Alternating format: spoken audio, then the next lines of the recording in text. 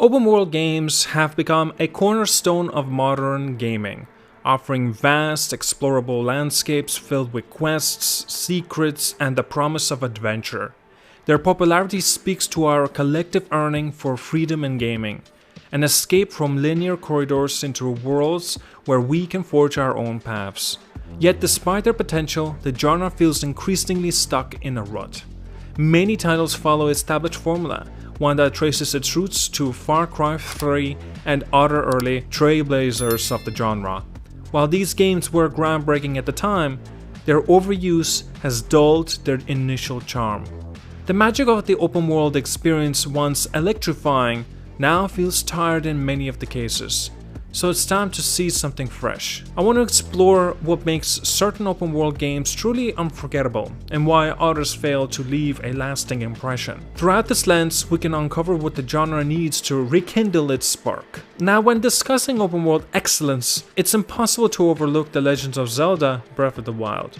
This 2017 masterpiece stands as a golden standard, redefining what an open world game could be. Its genius lies in its simplicity and player-centric design.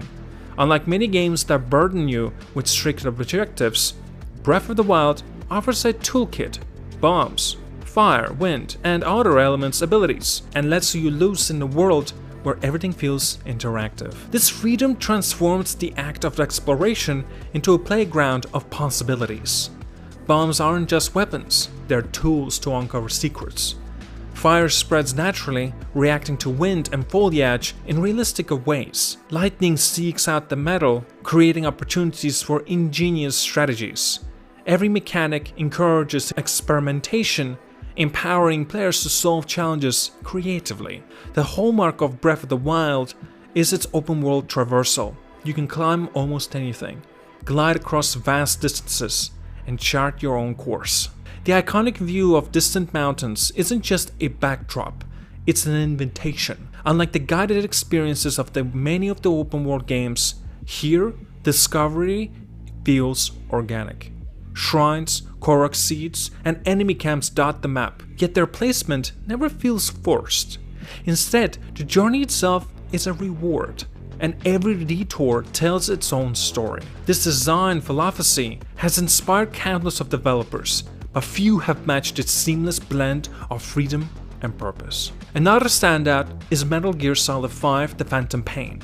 While it may lack the sprawling map size of some open-world games, it compensates with unparalleled player agency. Missions are presented with clear objectives: eliminate this target, extract that prisoner. But how you accomplish them is completely up to you. Do you prefer stealth, meticulously scouting enemies' patrols and sneaking through the shadows? Or do you revel in chaos, launching a full-scale assault with rocket launchers and airstrikes? The game's arsenals of tools, from decoys to balloons that extract enemies into the sky, ensures that no two encounters unfold the same way. The world itself is purposefully designed to amplify creativity rather than overwhelm with sheer scale. It's not about packing the map with collectibles or repetitive activities. It's about enabling players to craft their own moments.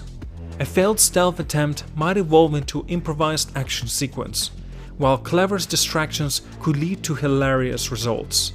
It's a sandbox of creative chaos, and it invites players to embrace the unexpected. Now, when Elden Ring entered the conversation, it shattered the expectations for open world designs. From Software, known for its tightly designed, interconnected maps, applied its philosophy to a vast, sprawling world, and the results were nothing short of revolutionary. Unlike most open world games, Elden Ring doesn't hold your hand. There's no cluttered HUD filled with waypoints or markers directing you to every point of interest. Instead, the game hands you the blank slate and encourages exploration. The lack of guidance fosters a sense of genuine discovery.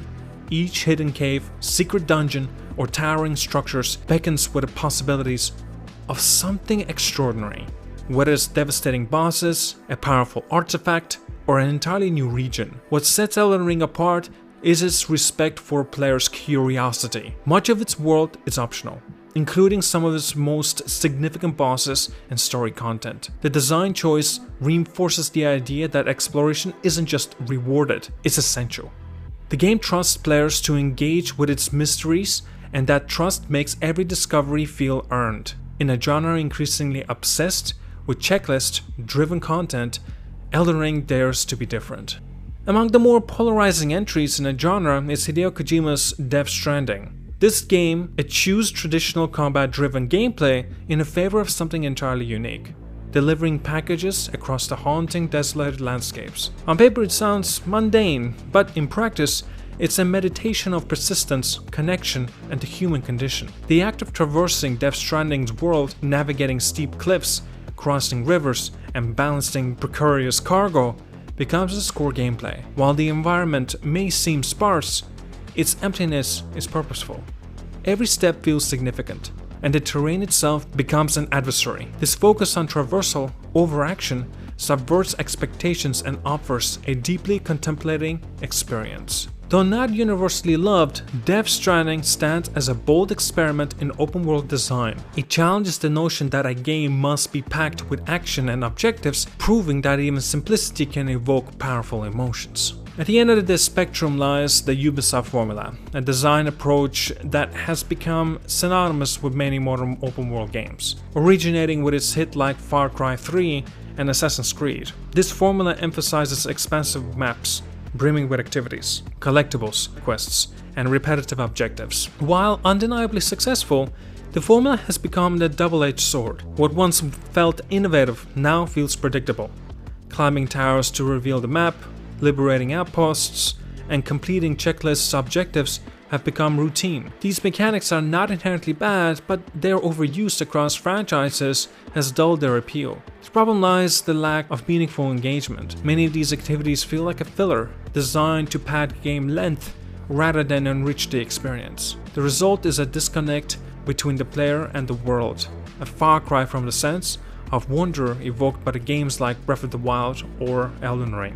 So, where does this genre go from here? The answer lies in embracing variety and of course the innovation.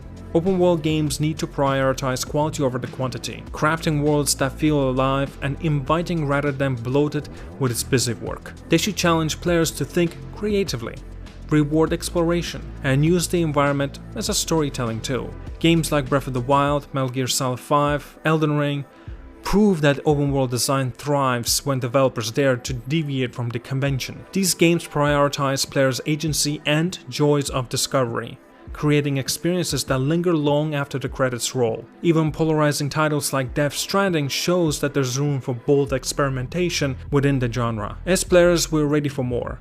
More games that make their journey as compelling as the destination. More worlds that encourages us to explore, to experiment, and to get lost. And most importantly, more developers willing to break free from the mold.